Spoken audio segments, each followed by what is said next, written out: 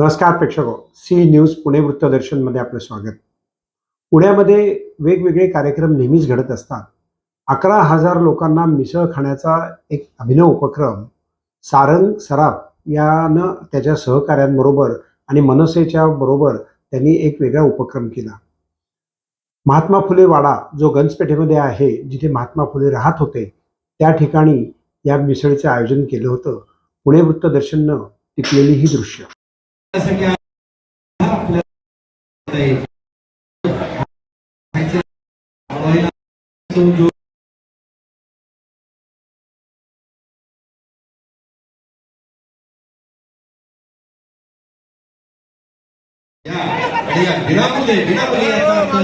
आजच्या मिसळसाठी रुपये सुद्धा द्यायचा नाही हो। जर तुम्हाला या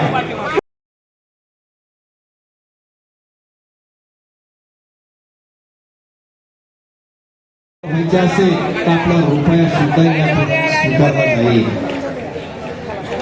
हे आपल्याला काही कांदा दिला, लसूण दिला, चपाती दिला, अद्रक दिलं आणि फक्त एकदा मिसळचं स्वप्न साकार झालं।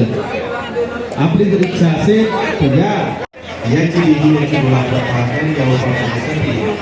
सचिन कांबळे यांनी 1,000 रुपयाचे या ठिकाणी देणगी दिलेली आहे। त्यांच्या मनापासून या ठिकाणी याचं मोठं उदाहरण आपण या ठिकाणी त्याचप्रमाणे लोकसेवा परिवारातील आमचे ज्यांनी रोहन आयुष्य येथील यांनी या ठिकाणी 21,000 रुपयाची देणगी लोकसहभाग यांनी या ठिकाणी दिलेला आहे। अरे बाळानो, तुम्ही येऊ नका रे। आदरणीय रवी चौधरी यांनी सुद्धा 5,000चा लोक सहभाग या ठिकाणी नोंदवलेला आहे, दिलेली आहे देणगी। अर्थातच लोकसहभागातून साकार झालेलं हे स्वप्न आहे, तसं अर्थ याची डोळा आपण पाहतोय।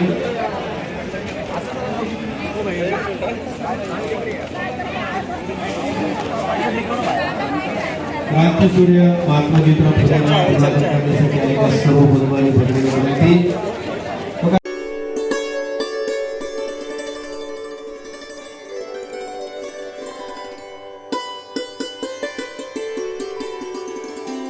आला आला उन्हाळा आला, आता आपल्या प्रकृतीची काळजी घेण्याकरता युनायटेड फार्मसीचा गुलकंद उपलब्ध झाला। या गुलकंदामुळे आम्लपित्त, डोकेदुखी, लघवीची जळजळ, शरीराचा थकवा आणि शरीरात होणारा पित्त यापासून तुम्हाला निश्चित आराम मिळेल। तेव्हा मेडिकल स्टोअरमध्ये आणि सर्व जनरल स्टोअरमध्ये युनायटेड फार्मसीचा गुलकंद त्याची मागणी करा, कारण तो कन्नौजच्या विशेष गुलाब पाकळ्यांपासून बनविण्यात आला आहे।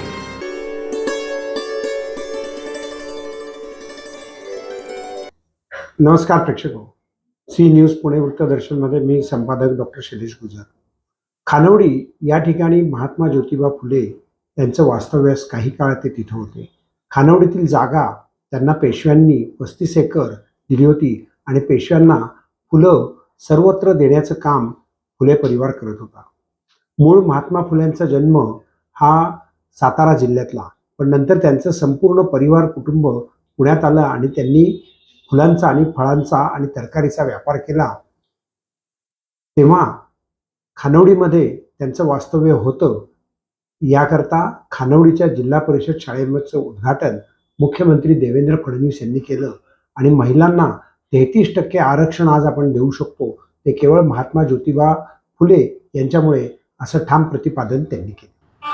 आमच्या कौशल्य विकास विभागाने पहिल्या टप्प्यामध्ये महात्मा ज्योतिराव फुले यांच्या नावाने कौशल्य प्रशिक्षण केंद्रांचं उद्घाटन केलेलं आहे आणि पुढच्या काळामध्ये महाराष्ट्रामध्ये अशा प्रकारचे 1,000 केंद्र हे आपण उभारणार आहोत।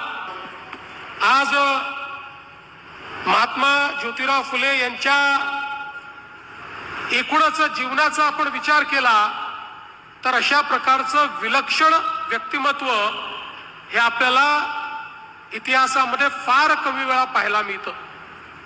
खऱ्या अर्थानं मगाशी भुजबळ साहेबांनी सांगितलं, जीवनामध्ये स्वतःच्या पायावर उभं राहून स्वतःचं व्यक्तिमत्व घडवून स्वतःपुरतं मर्यादित न राहता समाजाला देण्याचं काम, समाजामध्ये परिवर्तन घडवण्याचं काम हे महात्मा ज्योतिबा फुलेंनी केलं. एक उत्कृष्ट शेतकरी म्हणून त्यांनी शेतीमध्ये नवीन पद्धती, शेतीमध्ये नवीन प्रजाती, विशेषतः फळबागांची शेती, ऊसाची शेती, 12ही महिने शेतकऱ्याला कशा पद्धतीनं त्या ठिकाणी उत्पन्न मिळेल याचं मॉडेल हे महात्मा ज्योतिराव फुलेंनी तयार केलं. आणि शेतकऱ्यांनी बाजारपेठ कशी उभी केली पाहिजे याचंही उदाहरण हे आपल्याला महात्मा ज्योतिराव फुलेंनी त्या ठिकाणी दिलं. आणि त्याचसोबत शेतकऱ्यांवर होणारे अन्याय हे दूर करण्याच्या दृष्टीनं, जागृती करण्याच्या दृष्टीनं त्यांनी वेगवेगळ्या पद्धतीनं शेतीशी संबंधित अडचणी, शेतकऱ्यांवर लादलेले अनेक कर या प्रत्येक गोष्टीचा विरोध करत आणि त्या संदर्भातल्या उपाययोजना देखील सुचवण्याचं काम हे महात्मा ज्योतिराव फुलेंनी केलं.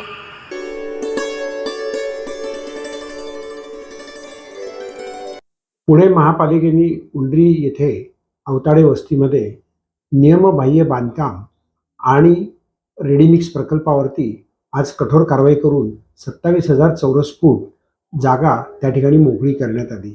विविध प्रकारच्या परवानग्या न घेता अनधिकृतपणे हे कार्य सुरू होतं.